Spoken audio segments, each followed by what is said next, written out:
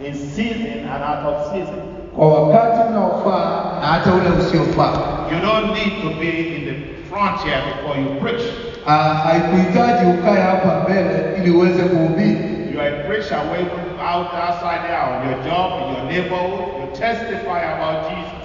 Wewe ni mhubiri kule kazini na hata pale nje unapoendelea kushuhudia jirani yako kuhusu Yesu. He said in season and out of season. Nasema katika wakati unaofaa na hata ule usiofaa. He said that means when you feel good about it or when you don't feel good about it. Yeye inamaanisha wakati umesisimuka na kufurahia kwa hilo neno, hata wakati umelikasirikia. When you don't feel comfortable to share the gospel to somebody, you still share it anyway. Wakati ambapo unajisikia kwamba unafurahia kupeana neno, hata wakati ambapo hujafurahia kulipeana. Basically that's what Paul was telling Timothy. Hayo ndio Paulo alikuwa anamwambia Timotheo. He's telling him don't let anything stop you. Anamwambia usikubali chochote kikuzuie from testifying kwa kushuhudia about the grace of God. Kuhusu neema ya Mungu. And he told him that a time will come when men will not be willing. Na anasema wakati utafika ambapo watu hawatakuwa tayari. When people will go weary. Yaani wakati ambapo watu watakuwa wamechoka. They will faint in their faith. Watakuwa wanazimia katika miguu yao. And that is why it's important to preach the gospel. Na hivyo ndio maana ni muhimu kuhubiri injili. To share the gospel of Jesus Christ. Kushiriki injili ya Bwana wetu Yesu Kristo. Because everywhere you go in this city and you share and testifying about Jesus. Maana kila mahali unaenda huu mji na kushiriki habari za Yesu Kristo. You are empowering those who are weary in their faith. Wewe unaendelea kuisha nguvu ama kuwapatia watu wale ambao wamelegea kwa imani yao. Those who have not been to church for a few weeks or months now. Wale ambao wamekosa kuja kanisani wiki kadhaa ama miezi kadhaa ambayo imepita. Because of the testimony of the very few who are listening right now. Kwa sababu ya ushuhuda ya wale wachache ambao wanasikiza sasa hivi. You are the energy. Nyinyi ndio nguvu zao. The powerhouse. Nyinyi ndio nyumba ya nguvu of God. Ya Mungu. Hallelujah. Amen. When electricity is gone, wakati hakuna umeme, you are like the backup power. Wewe ndio kama chombo cha kuongeza moto. You are the testimony of Jesus. Wewe ndio ushuhuda wa Yesu Kristo. And that's why Paul told Timothy. Ndio maana Paulo alimwambia Timotheo. Also in 1 Timothy chapter 6. Katika Timotheo wa kwanza mstari wa 6. He said this word to Timothy. Anasema maneno haya kwa Timotheo. He said, "O Timothy." Anamwambia Timotheo. Guide what was committed to your trust. Linda kile ambacho ulichopokezwa. Avoiding the profane and idle babbling. Wachane na hadithi za kale na habari za hazina msingi. And contradiction of what is falsely called knowledge. Na yale ambayo mafundisho ya uongo yanayochanganya watu. By professing it, some have strayed concerning the faith. Watu wengi wanaofuata wamechanganyikiwa na kupoteza imani. And he said, "Grace be to you." Sema imani, amani, neema ya Bwana iwe pamoja nawe. And he told him, "Amen." Akasema amina. Hallelujah. Amen. But he said, "Don't fall into the trap." Nasema msianguke kwenye mitego of going into details. Na kuingia katika undani. As you share the gospel of Jesus Christ. Unaposhiriki imani ya Bwana wetu Yesu Kristo. Of arguing. Ya kung'ang'ana. Babbling or gossiping. Ya kung'ang'ana ama kusengenyana. That some people have engaged themselves into.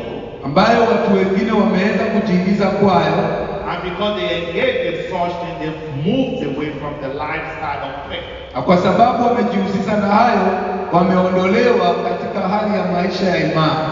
Many people in your city, many churches. Kanisa nyingi katika mji huu. Who do not teach what your pastor teaches. wala ambao labda wafundishi yale mchungaji wenu anafundisha. Many big Christians, when you testify about Jesus, some of them will just want to argue with you. Wakristo wengine unapowashuhudia ama watu wengine wanapenda tu kupigana tu, mijadala ndio wanapenda. But you don't have time for that. Lakini wewe hauna wakati wa haya. No, the Holy Spirit in you has no time for argument. Maana Roho Mtakatifu wa Mungu ndani yako ana nafasi ya vitu kama hiyo za upuzi. That's a trap of the enemy to make you weary. Huo ni mtego wa shetani ili ukufanye uchoke. So that you stop living by faith. Ili uweze kukoma kuishi kwa imani. Don't get yourself entangled with that. Usije ukajifunganishe na mambo kama hayo. So how do you keep yourself away from such things? Sasa unawezaje kujitenga na mambo kama hayo? It's very important for us to know. Ni vizuri na ni muhimu kwetu sisi kujua. Because Paul also told Timothy. Maana Paulo alimwambia pia Timotheo In his second letter to Timothy. Katika barua ya pili ya Timotheo. He said to him. Alisema kwake. In second letter of Timothy. Barua ya pili ya Timotheo. Chapter. I believe that's going to be chapter. I'm sorry, man. I'm getting my Bible ready. That's going to be. That's in chapter 4, I believe. Naamini ni kwa barua ya pili ya Timotheo, naamini inaweza kuwa mlango wa pili, waje afungue Biblia yake. Let me just say that he said. Waje tu niseme kila ambacho alisema. He said this word. Alisema maneno haya. Stir up the gift in you. Chochea karama iliyo ndani yako. That have been imparted to you. Ambayo imepeanwa kwako. By the Holy Spirit. Kupitia kwa Roho Mtakatifu. Through the laying on of hands of the elders. Kupitia kwa mikono ya kuwekelewa, mikono iliyowekelewa na wazee. It's important for us as Christians to stir up the Spirit. Ni muhimu kwetu wa Kristo kuchochea ile roho. When you're stirring yourself up, you're stirring up the gift. Wakati unachochea ile karama ama unapojichochea unachochea ile karama of the Holy Spirit ya Roho Mtakatifu ndani yako. So that you will focus on those things that are more important to God. Ili uweze kutazama vitu ambavyo ni muhimu kwako. Rather than focusing on arguments or backbiting. Badala ya kujishughulisha na mambo ya kupizana na kusengenyana. You know what backbiting is? Najua kuuma kutoka nyuma maanisha nini? You know what backbiting is, eh? Unajua kusengenyana ni nini? People who go behind you. Watu ambao wanatoka nyuma yako na kuuma kutoka nyuma. You know about you, they gossip about your church. Watu hao wanapenda kuongea kinyume ya kanisa letu. That's backbiting. Wanapenda kuongea kinyume na mchungaji. Hao ni wanaitwa wanaopenda kuuma kutoka nyuma, mbele hawana meno ya kuuma mbele, wanapenda kuuma nyuma. I remember one preacher one day said, you know the reason why they backbite against you? Unajua kwa nini wanapenda kukuuma kutoka nyuma? It's because you are ahead of them, they are behind you. Kwa sababu mtu anauma kutoka nyuma ni yule ambaye yuko nyuma yako, hawezi kuwa mbele yako. So they back him in your back. Kitu ambao wanajua ni kuona mgongo yako na ndio wanapenda kuuma, lakini mbele hawezi kuhubiri. You don't pay attention to that. Usisikize watu kama hao. Those who are backbiting, let them remain in the back. Wakipenda kuuma nyuma, usiwape nafasi ya kuuma mbele, wacha wabaki nyuma. You just look up to Jesus. Wewe endelea kumtazama Yesu. Just keep on running with Jesus. Wewe endelea kukimbia na jina neno la Bwana. Amina. Wewe chochea karama ya Mungu ndani yako. Those who are backbiting, let them keep on backbiting. Wale wanapenda kuuma nyuma, wacha waume hata kila mahali. Wewe achana nao. Hallelujah. Amen. You just continue to preach, praying for the sick. Wewe endelea kuhubiri na kuombea watu ambao ni wagonjwa. Doing the work of God. Fanya kazi ya Mungu. As long as people are getting healed, ili hali tu watu wanapoendelea kupona, wakiendelea kuokoka, that's the most important thing. Hiyo ndio kazi muhimu mbele za Mungu. Hallelujah. Amina. So how do we stir up the gift? Tunachochea karama. We stir up the gift of the Holy Spirit tunachochea karama ya Roho Mtakatifu by praying in tongues. kwa kuomba kwa ndimi. I believe I've spoken here often about that. Na mimi nimenena hapa kila mara tangu nije hapa kuhusu kunena kwa lugha mpya. He that prays in tongues, Yule ambaye aombaye kwa ndimi, in 1 Corinthians 14 verse 2, katika mlango wa barua ya kwanza wa Korinto 14 mstari wa 2, the Bible says you are communicating with God. Biblia inasema wewe unawasiliana na Mungu. Amen. Amen.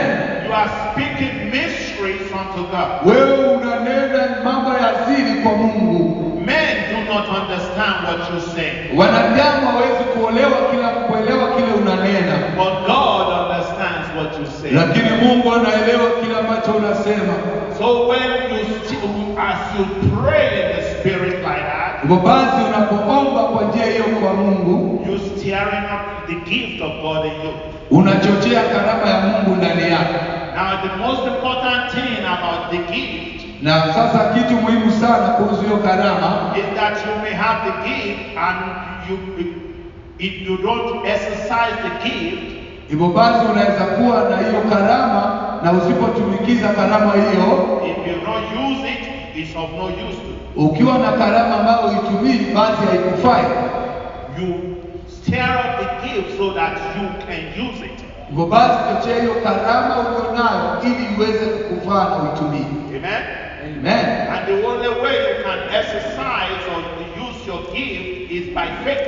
Hivyo basi njia pekee yako unaweza chochea karama na kuitumia ni kwa njia ya imani. Every one of the gifts of the Holy Spirit Kila sehemu ama kila moja ya sehemu ya karama ya Roho Mtakatifu is exercised by faith inatumikizwa kwa imani in God. kwa Mungu. The gift of speaking in tongues, Roho wa kunena, karama ya kunena kwa ndimi, interpretation of tongues, kutafsiri hizo ndimi, the gift of prophecy, hata ile ya unabii, the word of knowledge, neno la hekima, the word of wisdom, neno la hekima, the gift of faith, neno karama ya imani. all of the other gifts of the Holy Spirit. Hizo karama zote za Roho Mtakatifu, If you don't have faith, kama una imani, you can operate in them. hauwezi kufanya kazi ndani ya hizo. Because oftentimes the Lord will lead you to do things you cannot do with your senses. Maana mara nyingi Mungu atakuongoza ufanye vitu ambazo hata wewe huwezi kufahamu na akili yako, It will not make sense. vitu ambazo hazileti maana kwako, But your faith always works lakini imani yako tayari inaelewa when you use it. unapofanya mambo hayo. Hallelujah. Amen. Be it the gift of an evangelist. Hata kama ni karama ya uinjilisti. Hallelujah. Amen. Paul says, Paulo anasema I am not ashamed of the gospel of Jesus Christ. ya kwamba siaibikii injili ama sionei haya injili ya Yesu Kristo. Now your shame has been taken away by Jesus on the cross. Sasa aibu yako imeondolewa na Bwana wetu Yesu Kristo pale msalabani. You don't have shame of anything. Wewe huoni haya, hauna haya yeyote hii. And that includes your past. Na hiyo inajumuisha hata zile siku zako zilizopita. Every bad thing that has happened to you before in your life Kila kitu ambacho kilikufanyikia wakati kabla uokolewe, has been nailed on the cross of Jesus at Calvary. hiyo tayari Bwana Yesu ametundika pale msalabani Kalvari. Do you think if I still remember my past, I'll be able to stand before you? Je, unafikiria kwamba kama sasa hivi ningekuwa nakumbuka yale maisha yangu ya baadaye ningekuwa nasimama mbele yenu? I don't even think about it. Hata sitaki kufikiria kuhusu hayo. Why? Because I'm not ashamed. Kwa nini? Kwa sababu hata siaibiki kwa sababu ya hayo. Siaone hayo. No, we are not ashamed of the gospel. Sisi hatuaibiki injili. Amen? Amen. So faith, Hivyo basi imani, when you exercise faith, it takes away your shame. hivyo basi unapotumikiza imani inafukuza aibu yako. How do you exercise faith? Hivyo unatumia imani yako kwa njia gani? When it seems so difficult for you to do what God tells you to do. Wakati inakaa vigumu sana kutenda yale ambayo Mungu anakuuliza utende. Very simple. Rahisi sana. The Bible says, Biblia inasema faith comes by hearing, kwamba imani huja kwa kusikia, and hearing the word of God. na kusikia neno la Mungu. You exercise faith Unatumikiza imani by finding out from the word of God kwa kutafuta kwa neno la Mungu what God says about your situation. yale ambayo Mungu ananena kuhusu hali yako. And when you discover what God says about your situation, Na unapogundua yale Mungu ananena kuhusu hali yako, that is all you need to hold on to. hayo tu ndio unastahili kushikilia kwa nguvu. That is all you need to be speaking. Hayo ndio unastahili kuwa unaongea. And the more you speak it, Na zaidi unavyoendelea kuyataja, believe it. unayaamini. And the more you believe it, Na unapoyaamini, the more you feel the urgency to do what he says. zaidi utapata unatenda yale ambayo umesema. When you speaking it to yourself, Wakati unayanenea, unajinenea, you building up your faith. unaendelea kufanya imani yako iongezeke. When you're not speaking God's word to yourself, Unapokosa kunena neno la Mungu juu you yako, are not being built up. wewe haujengeki. Don't just come to church listening to the pastor. Usije kanisa tu ili ukasikize mchungaji. Speak to yourself Jinenee mwenyewe about the word of God. kuhusu neno la Mungu. That's how you exercise faith. Hivyo ndivyo unatumikiza imani yako, And that's how you exercise authority. na hivyo ndivyo mamlaka yako inavyofanya kazi. Amen. Amen. Those who speak Wale ambao wananena see things happening. wanaona mambo yakitendeka, As Paul told the Corinthians, kama vile Paulo anawaambia Wakorintho, because we believe, kwa sababu tunaamini, therefore we speak. hivyo basi tunanena. Amen. Amen. Faith Imani that does not speak ambayo haineni, is a dead faith. hiyo ni imani iliyokufa. It's dead.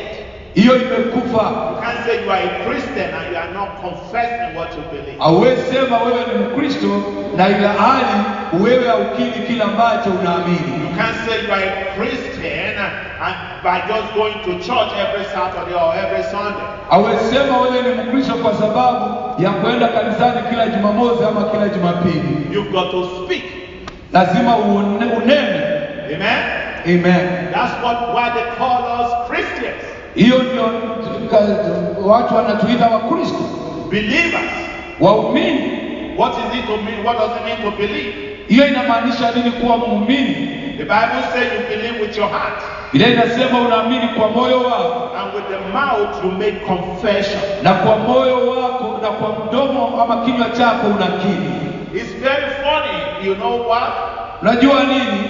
A lot of Catholics, Wakatoliki wengi every day they go to the church to make confession. wanaendana kanisani kila siku kuenda kufanya kukiri. Every day they go to make confession. Kila asubuhi utawakuta wanakimbia kwenda kanisani, wanaenda tu kukiri. You don't need to come to the pastor to make confession. Lakini unajua sio lazima uje kwangu ama kwa mchungaji ndio uendelee kukiri. You have God living inside. Wewe uko na Mungu ndani yako. You can talk to him. Unaweza kunena naye. And by making confession, Kwa kukiri, you are confessing what you believe. wewe unakiri kile ambacho ni imani yako. That's what makes you strong. Hiyo ndio inakufanya uwe hodari. You understand what I mean? Je, unaelewa kile ambacho unamaanisha? A Catholic becomes strong in the Catholic faith doctrine Wakatoliki wanauishwa kuwa wagumu katika imani yao kwa sababu by going to the Catholic priest every day to wao, confess. kwa sababu wanaenda kwa ule mkuhani wao na wanaendelea kukiri yale imani za Kikatoliki kwao kila siku. But you become strong in your faith in Christ Jesus. Lakini wewe unakuwa mtu hodari kwa imani katika Kristo Yesu by confessing what you believe Christ has done for you. Kwa kukiri yale ambayo unaamini Kristo amekutendea. You confess that you are saved. Unakiri ya kwamba umeokoka. You confess every day that you are the righteousness of God in Christ Jesus. Unakiri kila siku ya kwamba wewe ni uhakikisho wa Mungu katika Kristo Yesu. You confess every day that you are blessed. Unakiri kila siku ya kwamba umebarikiwa. You confess every day that you are healed. Unakiri kila siku ya kwamba umepona. You confess every day that you are healthy. Unakiri kila siku ya kwamba una afya. You confess every day that you are prosperous. Unakiri kila siku ya kwamba wewe umestawi. You confess whatsoever good thing.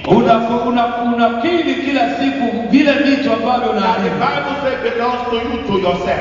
na hiyo vitu ambavyo Biblia inasema inatendeka kwako. You stirring out the gift of Unachochea hiyo karama ndani yako. every time you do that. Kila wakati unapofanya hivyo, Something is stirring up in you. kuna jambo ambalo linaendelea kuchochewa ndani yako. And gradually God begins to open your eyes to see many things. Na Mungu anaanza kufungua macho yako, unaanza kuona mambo ya ajabu ambayo hujaiona. It won't happen by doing it one day. Haitafanyika kwa kufanya hivyo siku moja, It happens by doing it every day. lakini inafanyika hivyo kwa kukiri kila siku. Not for 1 week. Sio kwa wiki moja. This is something you do every day of your life for the rest of your life. Haya ni yale unastahili kuyafanya katika maisha yako yote kila siku.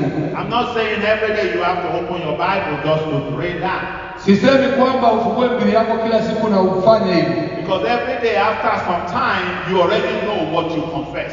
Maana kila siku unapofungua Biblia na kusoma, utafika mahali ambapo tayari unajua ni nini ambacho unakiri. And often at times when you want to pray, Na kila mara unapotaka kuanza kuomba, and you don't know what to pray about, na hata ujui ni nini unataka kuombea, you don't know how to pray, hata ujui jinsi ya kuomba, it's possible to pray in the Spirit. inawezekana uombe katika roho. And it's possible you can start by just making those confessions. Na hata hivyo inawezekana ya kwamba unaweza kujichochea kwa kufanya kukiri huko To yourself.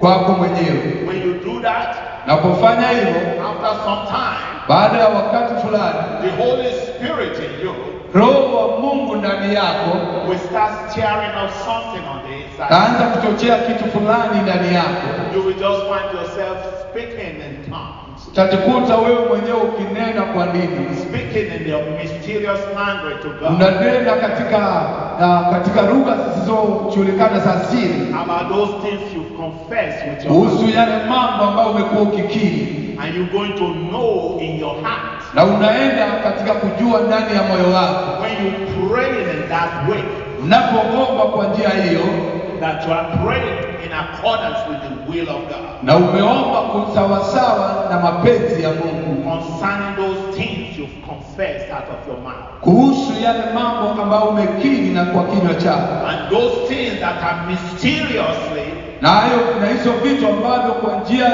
ya ajabu hindering the solution into your situation, ambazo zinazuia majibu katika maisha yako, God will begin to remove boundaries. Mungu ataanza kuondoa hizo minyororo. You don't understand what is going on, but in the spirit you know within yourself something is going on. Hauelewi nini inaendelea, lakini ndani ya moyo wako unajua ya kwamba kuna kitu kinafanyika. That's how you run into spiritual warfare. Hivyo ndivyo unajikuta umeingia katika vita vya kiroho. And sometimes you get violent in the spirit Na saa zingine unakasirika, unakuwa mkali katika ulimwengu wa kiroho, against the devil. ukimpinga shetani. Hallelujah. Amen. When you continue to pray until you win the battle. Na unapoendelea kuomba unashinda vita. I'm trying to help you to continue stirring up your spirit. Najaribu kukusaidia uendelee kuchochea roho wako, Because some of the gifts of the Holy Spirit kwa sababu sehemu ama baadhi ya karama za Roho Mtakatifu can only manifest in your life inaweza tu kudhihirika katika maisha yako as you learn how to pray in the Spirit. unapojifundisha jinsi ya kuomba katika roho. You intercede in the Spirit. Unafanya maombezi katika roho. You You are not speaking to men, you're speaking to God. Hauneni na watu, unanena na Baba yako. Sometimes the gift of wisdom or the gift of knowledge will come to you. Saa zingine karama ya hekima ama karama ya kunena neno la hekima itakuja kwako. The gift of knowledge, for example, Tuseme kwa mfano, karama ya ufahamu is the gift of the Holy Spirit hiyo ni karama ya Roho Mtakatifu that reveals to you inside information ambayo inakufichulia undani ama ujumbe zilizofichika about the situation that is in front of you. kuhusu hali ambayo unaenda kupitia mbele. That's what the gift of knowledge does. Hiyo ndivyo karama ya Roho inayofanya. God just opens your eyes to see things. Mungu anafungua tu macho yako, unaanza kuona mambo. Amen? Amen. He will show you things going on. Na kuonyesha vitu ambavyo zinaendelea. And oftentimes the reason why he shows you those things is for you to be able to pray about it. Mara nyingi Mungu anakufichulia mambo hayo ili uweze kuombea hayo mambo. It's very important. Ni muhimu sana kuelewa. The sister this morning was sharing a testimony, for example. Huyo dada alikuwa anaongea hapa asubuhi, alikuwa anashiriki ushuhuda wake kwa She mfano. saw that her husband was eating meat. Aliona ya kwamba mume wake alikuwa anakula nyama. And within her, she knew that something is not right with her. Na alijua ya kwamba ndani yake kuna jambo ambalo halikuwa sawa. The Holy Spirit was opening her heart Na Roho Mtakatifu alikuwa anapasua moyo wake into inside information. ili aweze kuelewa mambo ya ndani. That's a gift. Hiyo ni karama. And all she needed to do Na yote ambayo alikuwa anahitajika kufanya was to pray about it. ni kuomba kuhusu hilo. Amen? Amen.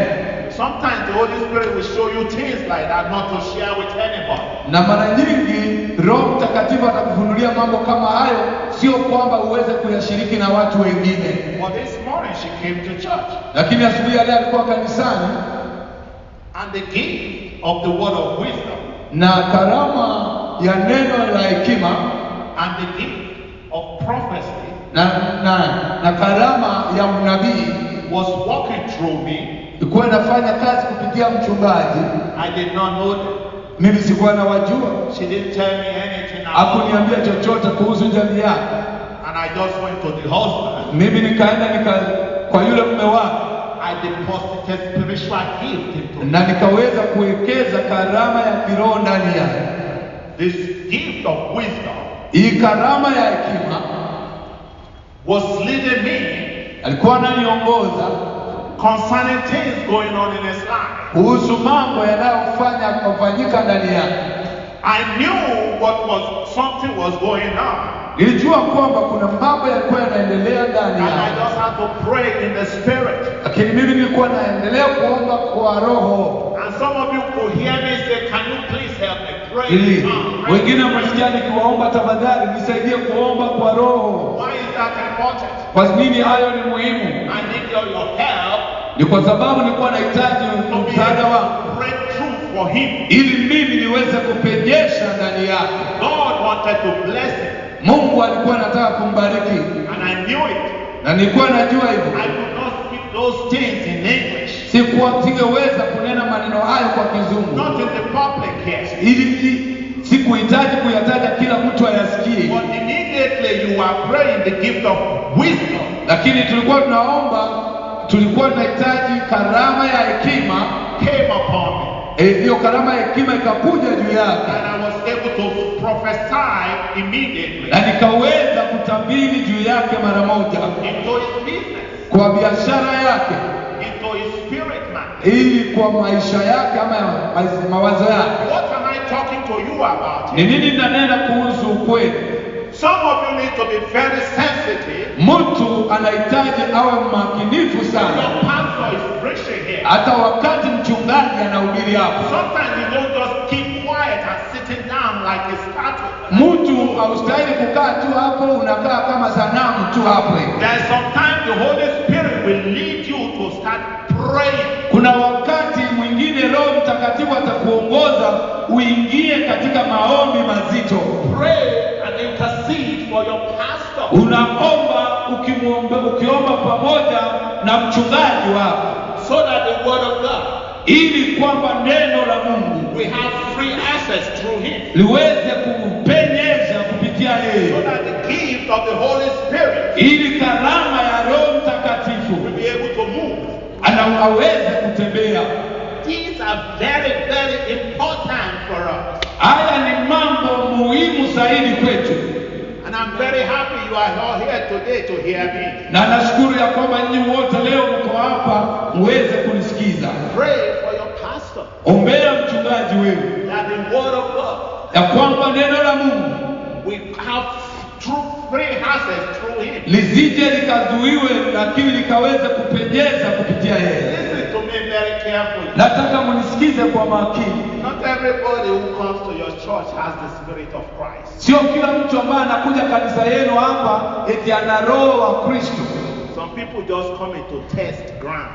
Wengine wanakuja hapa waone na nia chafu, waone ni wapi wataingilia. There are some people who are coming to get information and give it to the workers of darkness. Kuna wengine wamekuja hapa kanisani ili wabebe ujumbe ama wapate ujumbe fulani wapelekee maadui zetu pale nje. But your ability, lakini uwezo wako to be able to pray and intercede for kuweza kuomba na kufanya maombezi kwa mchungaji wenu makes this place uncomfortable. inafanya huyo mtu anakosa usalama mahali hapa. They feel the fire of God in your midst. Wanaishi moto wa Mungu mahali hapa. They know something is not right. They can't sit down here.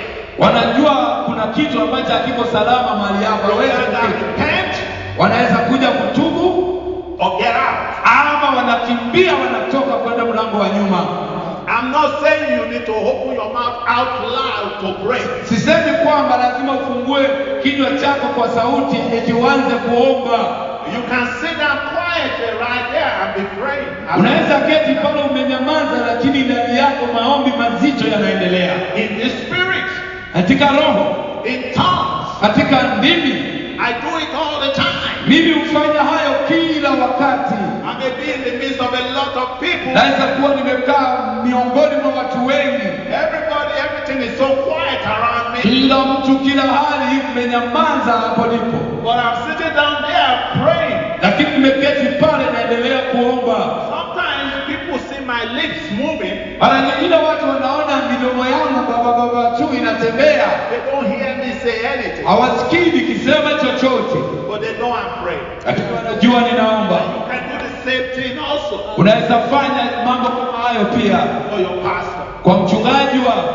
Amen. Amen. And as you do that, tunapofanya hivyo, you are not only helping your pastor, hausaidii pastor wako peke yako, you are helping yourself. pia wewe You are unajisaidia. sharing out the gift in you. Unaendelea kuchochea hiyo karama ndani yako. As you lifting up your pastor, unapoinua mchungaji wako juu, God is lifting you. Mungu pia anakuinua juu. That's why it's important. Ndio maana hayo ni muhimu sana. God will lift you up. Mungu atakuinua juu. God will elevate you. Mungu atakuinua juu. God will set you on high. Mungu atakuweka madaraka, atakupandisha cheo. These are very, very important things. Haya ni mambo muhimu kabisa for us to do, ili tuweze kuyatenda as the body of Christ. kama mwili wa Kristo. Amen. Amen. I'm trying to help you right here. Najaribu kuwasaidia mahali hapa. The gift of the Holy Spirit, karama za Roho Mtakatifu, are very, very important. Ziko muhimu sana. And I believe as I'm getting ready to leave here, na naamini ninapokaribia kuondoka mahali hapa, some things that God has deposited in this thing. Kuna mambo ambayo nimeweza kuwekeza mahali hapa. It has nothing to do with me. Hiyo hata hainihusisi mimi. That's why I'm leaving. Ndio maana baada ya kuwekeza sasa lazima aondoke njiani, sio kuhusu yeye. I've done my job. Yeye amefanya kazi yake. I'm going to let the Holy Spirit take over. Sasa nitaacha Roho Mtakatifu ashughulikie hayo mengine. Hallelujah. Amen. But you continue to pray in the Spirit. Lakini wewe endelea kuomba katika Roho. That's how you help in the angels in the hivyo ndio vile hata unasaidia malaika. It's very important. Muhimu sana. Open your Bible. Ngua Biblia zenu. And there's a scripture in Isaiah chapter 6. Kuna maandiko katika Isaya mlango wa 6. I want us to look at it. Nataka niangalie. And as I'm finishing right now, sasa ninapomaliza sasa hivi, I would love to also to look at Habakkuk. Pia ninaweza angalia Habakkuk. Well, let's first of all look at Isaiah chapter 6. Kwanza kabisa tuangalie Isaya 6. Now in Isaiah chapter 6 from verse 1. Mlango wa Isaya 6 kuanzia mstari wa kwanza. We see an image of the angel, the seraphim of God. Tunaona sura ya malaika ambaye ni makerubi wa Mungu. In the presence of God. Kwa katika uwepo wa Mungu. And Isaiah saw this vision. Isaya aliona maono haya. He was talking about them. Alikuwa ananena kuhusu haya. He said in verse 3. Alisema katika mstari wa 3. Akarangerania agateba omochenu nero monene wemeganda omonene obonene buaye weichoire asezengima. The angels are shouting, calling, holy. Aba malaika nigo bali kurangiria omochenu. They were calling holy, holy before God. Omochenu usibuomona. They were in the presence of God. Nigo bali ndosu wa omonene nyasa. What were they talking about? Ningibale okwane. They were declaring the will of God on this earth. Nigo bali kolalia obwanja kwa Nyasaye igoro yense. In the heavens. Igoro. What is the will of God? Nikyo obwanja kwa Nyasaye. He says the whole earth is full of his glory. Ile nasema ulimwengu wote umejazwa na utukufu wake. And we talked this morning. Tuliongea haya asubuhi. That glory is inside you. Ya kwamba utukufu huo hauko mbali lakini uko ndani yako. The whole earth is full of God's glorious people. Ya kwamba dunia yote imejazwa na watu wa Mungu waliotukuka. That's what the angels are saying. Hayo ndio yale ambao malaika anasema. You are the ones they are talking about. Nyinyi ndio wale ambao malaika wananena kuhusu. Sijui kama unapata maono haya. In the presence of God. Uweponi mwa Mungu. Now in Habakkuk chapter 2. Habakkuk 2. Going to say, let you see something now. Nataka pia uone kitu mahali hapa. And I want us to look at verse 14. Habakkuk 2 ogosoma 14. Yeah, if you find it, you can read it. Habakkuk 2:14. 14. Yansoma seke usi monena sisenini likoliayo. Ense neicholigwe nokomanya kuobonene buomonene buna chinyanja chichire n'amache. What is Habakkuk saying here? Habakkuk ningia bateba. He said, for the head Nga ense ngima will be filled neicholigwe with the knowledge of the glory of God.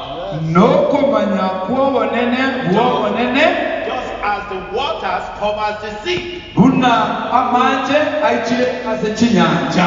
Habakkuk was agreeing with the angels in heaven. Habakkuk nigale kwanjira na kwanjirana n'aba malaika. He was saying the same thing angels are saying in heaven. Igana goteba ebintu biria aba malaika bale goteba iguru. He talks about the knowledge of the glory of God. Igabo kwana iguru yo okomanya kuobonene bwa Nyasaye.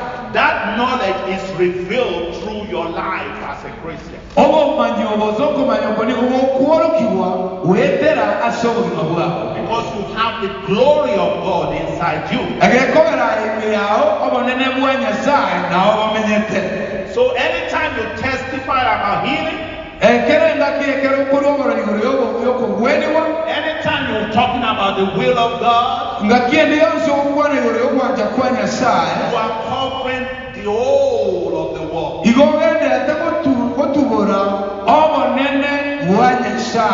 With the glory of God. It is very, very important for you to know that. And as you speak God's word, because you are doing the same thing the are doing in the presence of God. There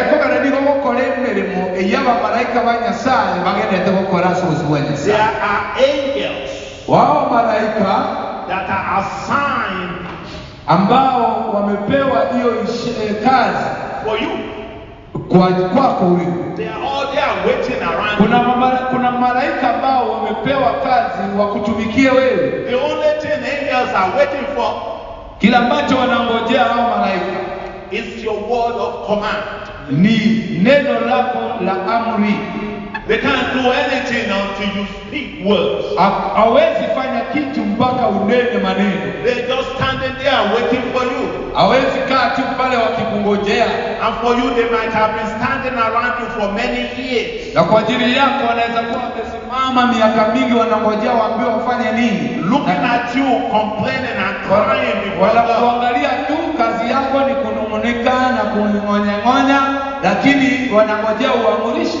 And all they're waiting for is to give them a word of command. Kila ambacho wanangojea ama wanasubiri ni wewe utoe amri. To walk up. Ili waanze kufanya watumie hiyo amri. In Hebrews chapter 1 verse 14. Waebrania 1:14. The Bible says the angels are ministering spirits. Biblia inasema malaika ni wahuduma wa kiroho. They've been sent on an assignment. Wametumwa na wamepewa kazi. To minister to you. Wakutumikie wewe. They are there to serve your purpose. Hivyo basi wako pale kuweza kukamiliza kusudi lako. So every time you confessing the promises of God, hivyo basi kila wakati unapokiri ahadi za Mungu, you giving your angels the power to walk. Basi unapatia malaika kazi waweze kufanya. They will start moving things around. Wanaanza kufanya mambo hapa. They will start changing circumstances for you. Wanaanza kubadilisha hali kwa ajili yako. And the more you speak words, na vile unavyozidisha kunena maneno, the more you see things change. hivyo basi unavyoona mambo mengi yakitendeka. If you keep quiet, ukinyamaza, nothing happens. Hakuna kitu itafanyika. Because they can't do anything. Hivyo basi hawezi fanya kitu chochote without your word.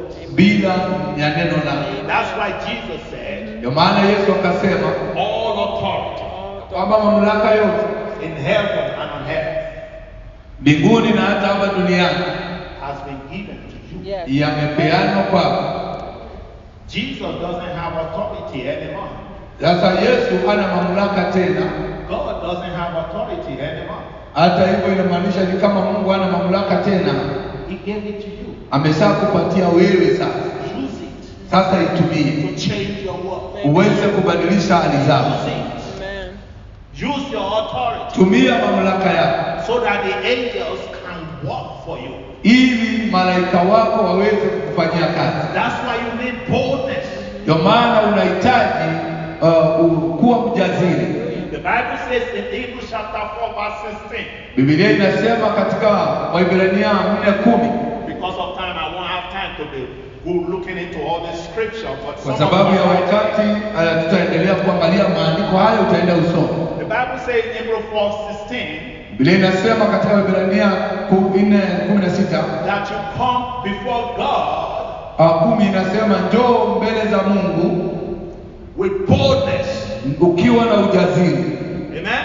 Amen. You need the boldness to use your authority. Inamaanisha unahitaji ujasiri ili uweze kutekeleza. As a believer, kama muumini, the demons don't want you to be bold. Mapepo hayajishughulishi na hayataki uwe mjasiri. That's what they do. Hiyo ndio wanafanya. They don't like bold Christians. Wanataka uwe muoga, hawataki Wakristo wajasiri. And that's why they will put thoughts into your head not to say those things. Ndio maana wataweka vitu vichafu kwa mawazo yako ili usije ukanene ile neno la Mungu. But if you dare to be bold, lakini kama utathubutu kuwa mjasiri, even when the devil is putting negative thoughts in your head, hata wakati shetani anaweka mawazo ya kinyume ndani yako, they go, yatatoka, and you see the angels moving for you. Na utaona malaika wako wakikuja na kukutumikia. There was a pastor, there's a pastor in Texas. Kuna mchungaji mmoja kule Texas who was into big debt. Baya alikuwa katika madeni mengi. His church was owing $16 million. Kanisa lake lilikuwa linadaiwa milioni $60. And he doesn't know how to pay the money. Sijui kama hata mimi ningejua jinsi ya kulipa hayo madeni. He has only 2 weeks left. Alikuwa na wiki 2 ambazo zilikuwa zimesalia. And the bank was coming to take his church building away from him. Na sasa benki ilikuwa inakuja kuuza kanisa ili ipate pesa zake. He had fasted, he had prayed. Alikuwa amefunga na hata alikuwa ameomba. And nothing happened. Na kuna kitu ilikuwa inatendeka. So sometimes we fast and pray, we think that's all we need. Na zingine tunaomba na kufunga na unatosheka, unafikiria hiyo ndio peke yake unahitaji. You need to be bold. Lakini unahitaji pia kuwa mjasiri. And you need to use your authority. Na lazima uwe tayari kutumia mamlaka yako. Man, don't be a religious Christian. Usiwe Mkristo wa kidini. Be a bold one. Kuwa mmoja mjasiri. Who knows he has authority. Baya anajua mamlaka yake. So what happened to this pastor? Sasa nini ilifanyika kwa mchungaji huyu? As he was praying one day in the Holy Ghost, Alipokuwa anaomba siku moja Roho Mtakatifu, all of a sudden God opened his eyes. mara moja tu Mungu akafungua macho yake. He saw a huge man standing in front of him. Aliona mtu mkubwa sana akiwa amesimama mbele zake. This man looks huge. Huyo mtu alikuwa anaonekana mnene, And he was wondering, how did he get into this place? na alikuwa anashangaa na ashindwa, huyu mtu mnene hivi alikujaje hapa karibu na mimi? And the angel of God Na malaika wa Mungu that had been sent to him ambaye alikuwa ametumwa kwake told him, I have been sent, I've been waiting here for you akamwambia, nimekuwa nikikungojea mahali hapa to give me the word of command. ili uweze kuniamurisha. Immediately he knew what was going on. Hapo hapo akafunguka macho, akaelewa nini inaendelea. God has been waiting on him for a long time to give a word of command. Mungu amekuwa akimngojea kwa muda mrefu ili aweze kumpa neno la kumwamurisha huyo malaika. He knew it's about the 16 million. Yeye alikuwa anajua kwamba ni kuhusu zile milioni $60 ambazo anastahili kulipa. So he looked at the angel. Basi akaangalia malaika. Immediately boldness came within him. Hapo hapo ujasiri ukakuja He mahali looked at hapo. the angel and shouted, Na akaangalia malaika na akapaza sauti. so what are you waiting for? Kamuuliza, wewe unangojea nini? Go! Ndoka. And that was it. Ikakwisha. All he just needed to tell the angel, go. Kila ambacho alikuwa anahitaji sio masharti mengi, Go and bring the money. enda ulete pesa mara moja. God has been waiting for him to give a command. Mungu alikuwa anangojea huyu mtu apeane amri kwa malaika huyu. But somehow God had to break through to open his eyes. Lakini kwa njia fulani ilimbidi Mungu apenyeze ili akaweze kufungua macho yake akaweze kuona. He said, I don't know how it happened. Anamwambia sijui ilifanyika namna gani. He said, within 2 days somebody donated $6 million into our Nasema chini ya siku mbili, ya muda wa siku mbili, mtu akaleta hizo milioni 60 zikamaliza madeni. He doesn't know the people. Yeye ajui hata huyo mtu, He doesn't know where they come from. ajui hata wametoka wapi, But the money went into his account. lakini pesa iliingia katika hazina yake. The person said God told him to give the money. Na Mungu anasema, mtu anasema Mungu alimwamurisha akuje alete hizo pesa. Within 2 weeks, Katika chini ya siku all the money was paid up. pesa zote zilikuwa zimelipwa. They owed nothing. Hawakuwa na deni yoyote. And they've been waiting, fasting and praying. Na wamekuwa wakiomba, wakifunga, wakigaragara. Hallelujah. Amen. Sometimes some of our miracles are not far away from us. Na mara nyingine miujiza yetu haiko mbali kutoka kwetu. Amen. Amen. Some of you young ladies need to learn how to give a word of command to the angel to bring your husband. Mara nyingine wewe mwanamke nastahili ujifundishe jinsi ya kupatia malaika amri ili aweze kwenda akamlete bwana wako. By using your boldness in Kwa Christ. kutumia ujasiri wako katika Kristo. Don't be spending so much time fasting and praying. Usiharibu wakati mwingi mlimani kufunga na kuomba saa When zingine. your angel is waiting on you to speak. Wakati huyu malaika anakungojea hapo muamurishe. Just tell them, go, bring in. Wewe mwambie toka, enda. But be careful what you ask for. Wewe uwe makini. You don't ask God for just an husband. You don't ask God for just one thing. You need to be specific what you want. Sio lazima unauliza, lazima uwe specific unataka nini. When you need a car, wakati unataka gari, you ask God for a car. Naambia Mungu anakupatia. Did you know your pastor has a car? Je, mnajua mchungaji wenu ana gari? God gave it to him. Mungu alituma mtu akaleta hapa, alinipa. And I believe he has testified to you how he came. Naamini mmesikia ushuhuda jinsi ilivyokuja. Yeah, I was looking for various ways to get it. Watu tulikuwa tunasumbuka ni vipi tutapata hiyo gari. But the angels knew what was going on. Lakini malaika alikuwa anajua ni nini pastor alikuwa anahitaji na gari iko wapi. And they've been listening to him speaking. Na wamekuwa wakisikiza mimi nikinena. And they just brought to him the desire of his heart. Na wakaleta ile matamanio ya moyo wao. Hallelujah. Amen. In the same way God can give your house to you. Ni hivyo Mungu anaweza kupatia nyumba yako. He can give you a new business. Anaweza kupatia biashara mpya. You just need to learn how to put your angels to work.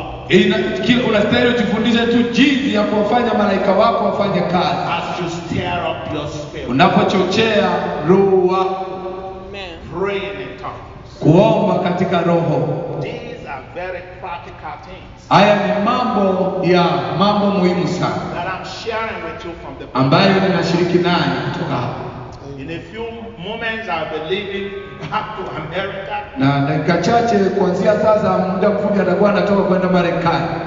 But I'm not leaving you people. Lakini siwaachi nyinyi watu. We continue to pray. Taendelea kuwaombea. Myself and my wife, we pray every day for Pastor Evans and his wife. Yeye pamoja na mke wake watakuwa wanajitoa kutuombea kila wakati. We pray for everybody. Tunaombea kila mtu. Every day. Kila siku. Sometimes we sit down for hours praying. Na zingine tunakaa chini kwa masaa mingi kuomba. Hallelujah. Amen. Because we believe great things. Maana tunaamini kwa mambo makubwa. And for this man. Na pia kwangu mimi. It's God who brought us together. Ni Mungu ambaye alituunganisha pamoja. It's not something that is done by men. Sio jambo ambalo limefanywa na binadamu. And we just say, okay God, we just walk along with this. Na tufeni rahisi hivi, tunasema tuwaje tu tuende na rahisi. Tunaomba. So the same thing we do in Texas. Na hivyo jambo hilo ndio wanafanya kule Texas. I want you to be doing for your pastor and his family. Nataka pia ninyi mwe mkifanya hivyo kwa mchungaji wenu pamoja na jamii yako. Pray in the spirit. Omba katika roho. Pray even when you don't know what to pray about. Omba hata wakati hujui ni nini unataka kuombea. Pray that God's word will always come to him. Omba kila wakati ya kwamba neno la Mungu kila mara litakuwa juu yake. In the demonstration. Kwa njia ya kudhihirisha Power of the kingdom of God. Nguvu za ufalme wa Mungu. To save the lost. Kuokoa maisha ya watu. To heal the sick. Kuponya wagonjwa. Pray and never stop praying. Omba na usiwahi koma kuomba. Amen. Amen. It's very, very important. Hiyo ni muhimu sana. Some of you like to come to the pastor, see him for counseling. Watu wengine mngetaka kuja kumwona mchungaji kule ofisini kwa ushauri. You don't need all of that. All you need is pray for the man of God. Kila ambacho unahitaji ushauri mwingi, kila ambacho unahitaji ni kumwombea sana. When you begin to pray more for him, wakati unaanza kumwombea zaidi, God knows how to touch him. Mungu anajua jinsi ya kumguza. To bring a word concerning your situation. Ambao analete neno ambalo linahusu maisha yako na hali yako. You will just be hearing him preach one Sunday or one day in the church. Nasikia tu akihubiri siku moja hapa kanisani. Because you've learned to pray in the spirit for him. Kwa sababu umejifundisha kuomba kwa roho na kumwombea. The solution for what you wanted to go for counseling. Hata majibu ya yale ambayo ulikuwa unataka kutafuta ushauri. The word of God just compute to you just like that. Neno la Mungu linakuja kwako hivyo mara moja na majibu unapata. You don't need to go to him to tell him all the story. Hata hutahitaji kuenda kwake ofisini uende kumwelezea story. God speaks directly to you. Mungu ananena straight kwako wewe. As the pastor is talking. Kama mchungaji anavyonena. That's how you connect with your pastor. Hivyo ndivyo mnaungana na mchungaji In the spirit. katika kiroho. As you learn to pray for him. Unapojifundisha kumwombea. It's very, very important. Muhimu sana. That's the key to your success. Hiyo ni funguo kwa fanaka zako. Hallelujah. Amen. Father, I pray for every man, every woman. Baba, ninaombea kila mwanamume na kila mwanamke mahali hapa. Everyone under the sound of my Kila mtu ambaye ameweza kuelewa neno hili. I commit these faithful souls into your hand. Na uweka nafsi hizi ambazo zimekuamini kwako. Lord, I have that your Holy Spirit. Naomba ya kwamba Roho wako Mtakatifu will stir something up within them. taanza jambo mpya ndani yao. Great things Mambo makubwa that they never thought about before. yale ambayo hawajawahi kuwaza hapo awali. Things they never thought they could do before. Mambo ambayo hawajawahi kuwaza kwamba wanaweza kutenda. So start praying and interceding Kuanza kuomba na kuombeana concerning those things. kuhusu mambo haya. That the gift Ili karamu of your Holy Spirit wa Roho Mtakatifu will manifest through them atajidhihirisha kutokana kupitia wao in great measure, kwa viwango vya juu, in ways they do not know. kwa njia ambazo hawazijui. Father, Lord, minister unto them Mungu Baba, wahudumie sasa by your Spirit, kupitia Roho wako, that they may be bold ya kwamba watakuwa wajasiri and strong na hodari to work for you. waweze kutembea kwa ajili yako. I release right now Na achilia sasa ministering spirit, roho za kuhudumia, ministry angel malaika wanaotuhudumia to begin to work waweze kuwa wanatembea concerning everything kuhusu kila jambo, about their personal life. kuhusu maisha yao ya kibinafsi. Thank you right now, Lord, Asante sasa Bwana Mungu for touching them. kwa kuwaguza sasa In Jesus' name. kwa jina la Yesu. Amen. Amen. Amen. Hallelujah. Pigia Bwana makofi kama unataka. Amen.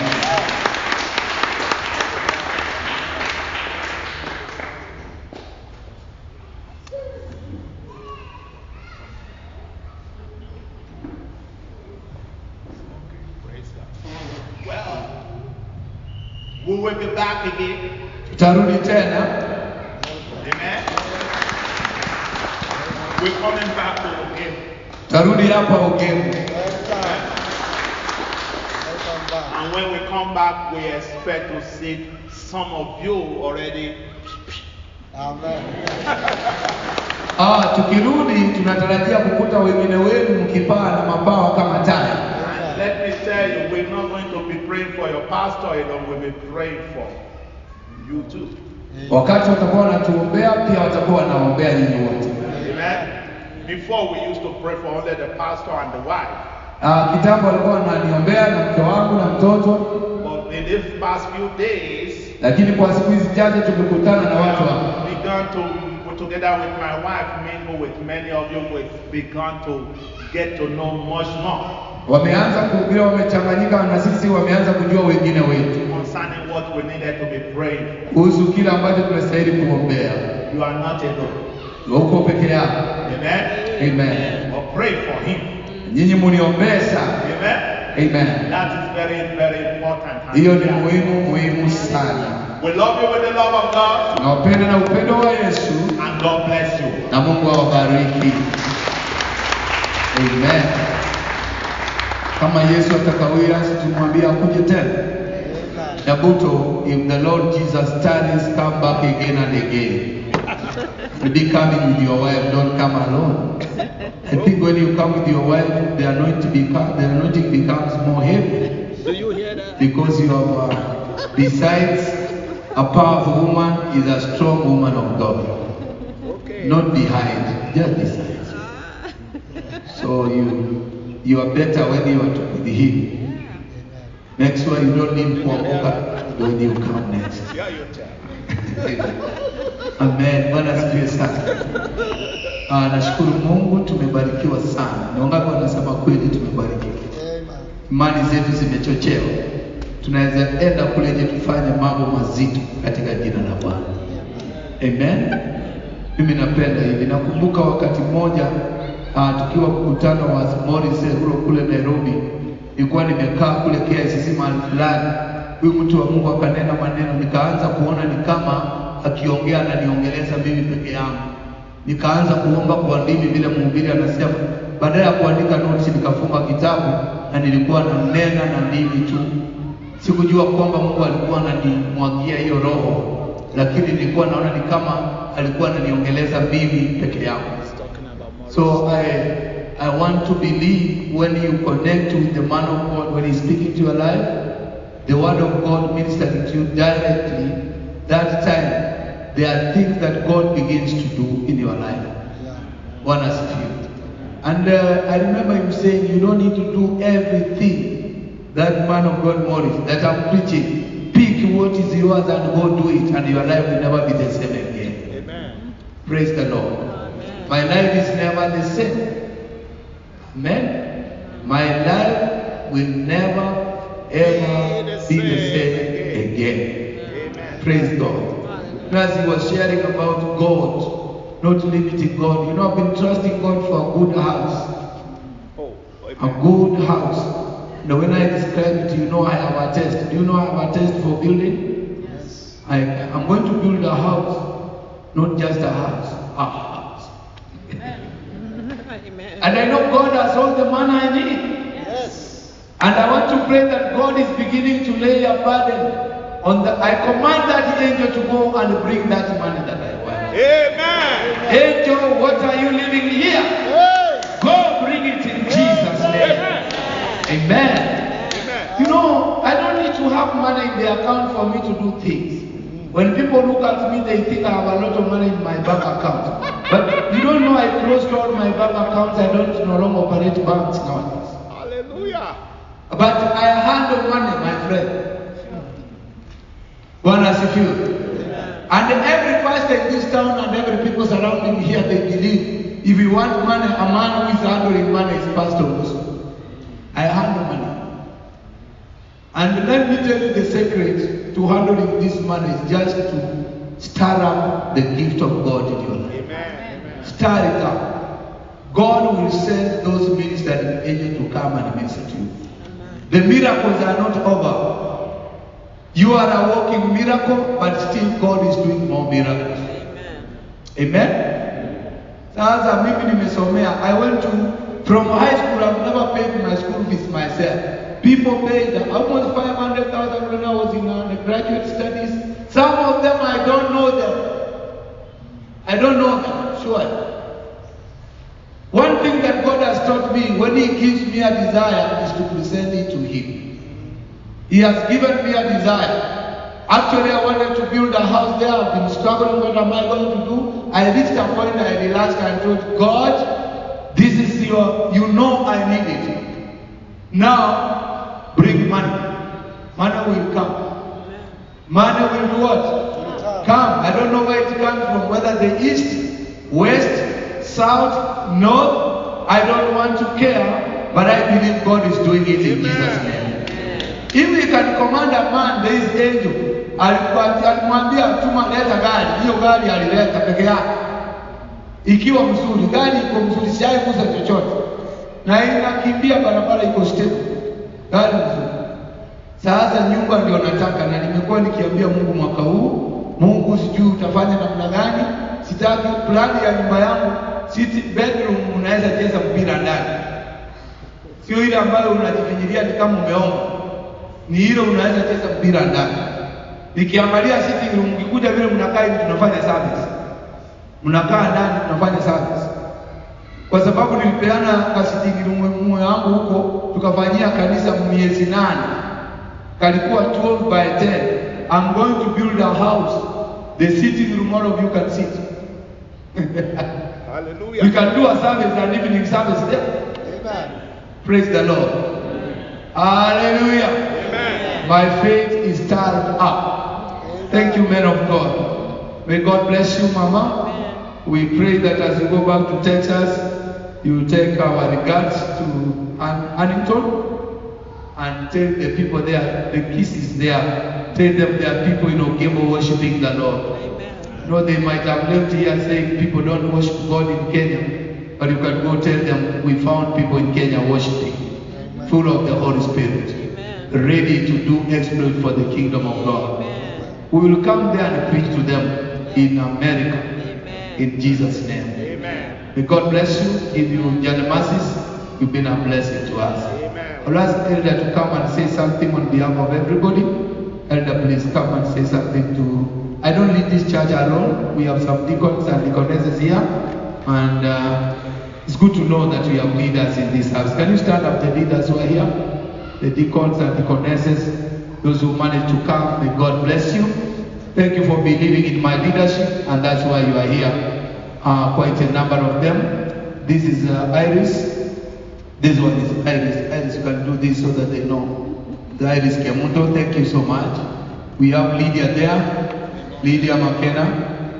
Lydia McKenna has a husband in your neighborhood, wherever you are in Texas. Lydia, can you wave? Yeah. You may find the husband along the streets of Texas as you walk around. And we have our brother Henry Okora. He's a deacon also. Our deaconess here, Grace. Thank you. And the one who had Najuit is a Kerama. Oh, yeah. Thank you so much. These are our elders, and there are others who are not here, but I will ask the elder to come and say a word before we conclude.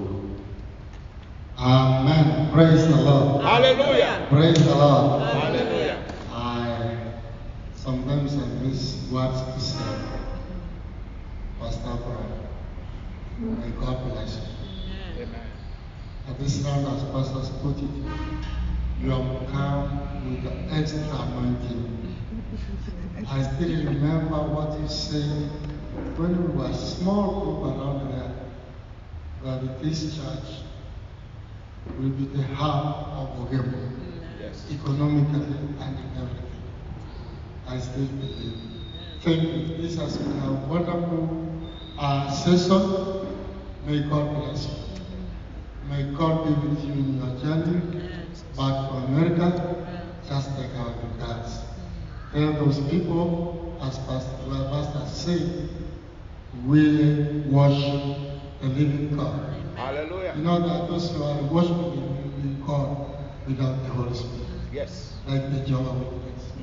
We are worshiping in the Holy Spirit. Amen. Amen. Church brothers, people. Amen. Or just we give them a clap, a body clap, a step move, a step one step prepare. May God shower them with His power. People are said, and God bless you so much. Amen. Thank you, Elder. Thank you, everybody, for being here. The devil is a liar, and our God is true all the time. Amen. There's this couple who came to church. This boy who came for the first time is not here. The devil wanted to discourage him. They stole his battery from the motorbike that he used to come to church. Somebody stole it. So the ushers, please, vizuri mnakaa macho, mnashika mwizi. Lakini nataka niombe ya kwamba yote aliiba hiyo, Mungu asimwache, amshughulikie kwa jina la Yesu. Lakini pia tutamnunulia betri yake. Mimi na hizi, najua mtu anaweza kuja kanisa mara ya kwanza, shetani anataka kuiba nafsi yake. The devil want to steal it from church. How can someone come to church the first time and the thief takes away the battery from his motorbike? Is that not the devil? That's why I'm telling you, you need to be alert all the time. The devil is not happy when people come to church. So we will buy that battery. And I want you to take a good offering right now. I don't know how much it costs. We will buy my battery and tell him the devil is a liar. But wherever the devil is, lazima akose amani kwa jina la Yesu. Amen. So naomba tuchukue sadaka tu. Saa hizi hatulikuwa sadaka yote. Hiyo tu tununue hiyo battery. Na huyo kijana apelekewe. Akipelekewa huyo mwizi popote aliko anachomeka na hiyo mbegu kwa